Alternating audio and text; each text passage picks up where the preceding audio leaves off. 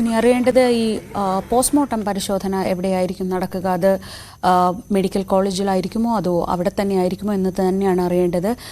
വലിയ പോലീസ് സന്നാഹത്തിലാണ് ഇപ്പോൾ ഇൻക്വസ്റ്റ് നടപടികൾ അവിടെ പൂർത്തിയാക്കുന്നത്. ഇന്ന് പുലർച്ചെ ഏതാണ്ട് 4 മണി മുതൽ തുടങ്ങിയ പോലീസ് ബന്ദവസ്, അതിനൊടുവിൽ അവിടേക്ക് റവന്യൂ സംഘം എത്തുന്നു, ഫോറൻസിക് സംഘം എത്തുന്നു. എല്ലാ തയ്യാറെടുപ്പുകളും പൂർത്തിയാക്കിയ ശേഷം കുടുംബത്തെ കൂടി കൃത്യമായി കാര്യങ്ങൾ ബോധ്യപ്പെടുത്തി അവരെ ഒരു വികാര നിമിഷങ്ങളിലേക്ക് പോകാത്ത രീതിയിൽ തടഞ്ഞു വെച്ചുകൊണ്ട് ഈ കോടതി നിർദ്ദേശപ്രകാരമുള്ള നടപടികളിലേക്ക് ഇപ്പോൾ പോലീസ് സംഘം കടക്കുകയാണ്. പ്രദേശത്ത് വലിയ സുരക്ഷയുണ്ട്.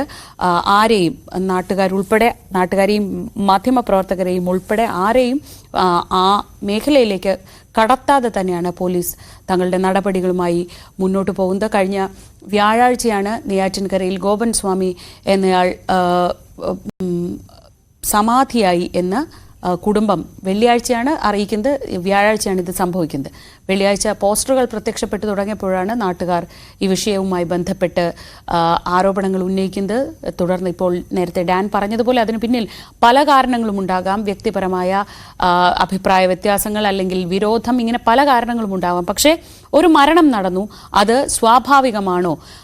സാധാരണ രീതിയിൽ ഒരു മരണം നടന്നാൽ നാട്ടുകാർ അറിയുകയും സംസ്കാര ചടങ്ങുകൾ നാട്ടുകാർ അറിയുകയും ഒക്കെ ചെയ്യുന്നതാണ്. പക്ഷേ ഇത് സമാധിയായി എന്ന് അറിയിച്ചുകൊണ്ട് ഒരു പോസ്റ്ററാണ് പ്രത്യക്ഷപ്പെട്ടത്. തുടർന്നാണ് നാട്ടുകാർ ഇങ്ങനെ ആരോപണങ്ങളുമായി രംഗത്തെത്തുകയും അതിൽ ഒരു മിസ്സിംഗ് കേസ് അടക്കം രജിസ്റ്റർ ചെയ്യുന്ന സാഹചര്യവും ഉണ്ടായത്. ഇത് നീക്കാൻ ആദ്യഘട്ടത്തിൽ ജില്ലാ ഭരണകൂടം ശ്രമിച്ചു. സബ് കളക്ടറുടെ നേതൃത്വത്തിലുള്ള സംഘം ശ്രമിച്ചെങ്കിലും പ്രദേശത്ത് അതൊരു വലിയ ക്രമസമാധാന പ്രശ്നമായി മാറുന്ന തരത്തിലേക്ക് കാര്യങ്ങൾ പോയി. വളരെ സമയമെടുത്ത് തന്നെ ഇക്കാര്യത്തിൽ വീണ്ടും ഈ സബ് കളക്ടറുടെ സംഘം മുന്നോട്ട് പോയി. കുടുംബത്തെ കാര്യങ്ങൾ പറഞ്ഞ് ബോധ്യപ്പെടുത്തി.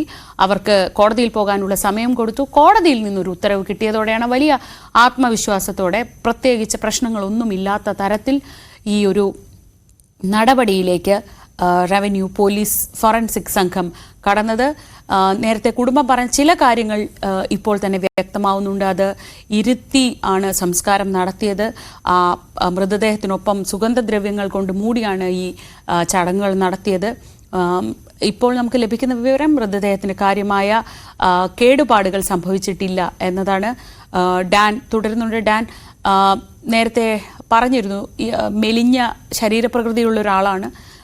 ഈ കോൺക്രീറ്റ് പാളിയാണ്, അത് വലിയ രീതിയിൽ അകത്തേക്ക് ചൂടോ തണുപ്പോ ഏൽക്കുന്ന തരത്തിലുള്ള ഒരു സംവിധാനമല്ല. അതുകൊണ്ട് തന്നെ ഇപ്പോൾ നമുക്ക് ഏറ്റവും ഒടുവിൽ ലഭിക്കുന്ന മൃതദേഹത്തിന് വലിയ രീതിയിലുള്ള കേടുപാടുകൾ സംഭവിച്ചിട്ടില്ല എന്നതാണ്.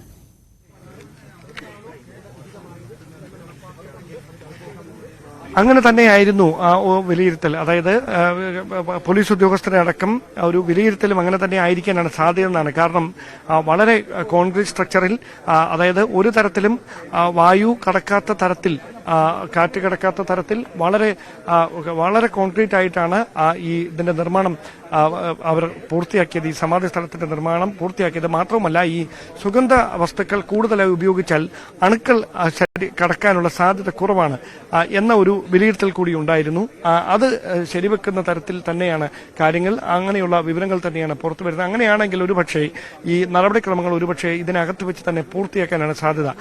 വല്ലാതെ എങ്ങും ജീർണിച്ച അവസ്ഥയിലായിരുന്നെങ്കിൽ മാത്രമേ മൃതദേഹം ഇവിടുന്ന് മെഡിക്കൽ കോളേജ് ആശുപത്രിയിൽ എത്തിച്ച് പോസ്റ്റ്മോർട്ടം നടപടികൾക്ക് നടത്തേണ്ട തരത്തിലേക്ക് കാര്യങ്ങൾ എത്തുമായിരുന്നുള്ളൂ. പക്ഷെ അതിന്റെ ആവശ്യം ഇനി അങ്ങ് വേണ്ടി വരാനുള്ള സാധ്യത കുറവാണ്. അതായത് പോസ്റ്റ്മോർട്ടം നടപടികൾ അതിനുള്ളിൽ വെച്ച് തന്നെ ഒരുപക്ഷെ പൂർത്തിയാക്കാനാണ് സാധ്യത. അങ്ങനെയുള്ള സൂചനകളാണ് ലഭിക്കുന്നത്.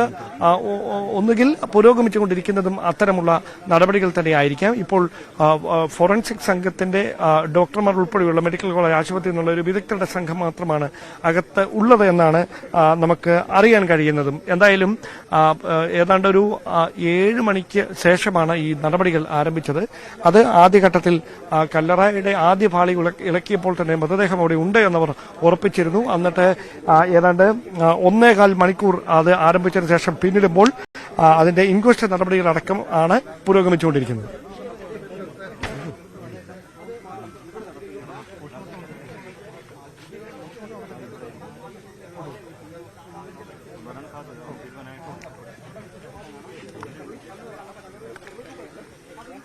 പോസ്റ്റ്മോർട്ടം നടപടികൾ മെഡിക്കൽ കോളേജ് ആശുപത്രിയിൽ തന്നെ ആയിരിക്കും നടക്കുക എന്ന വിവരങ്ങളാണ് ഉദ്യോഗസ്ഥർ ഇപ്പോൾ പങ്കുവെക്കുന്നത്.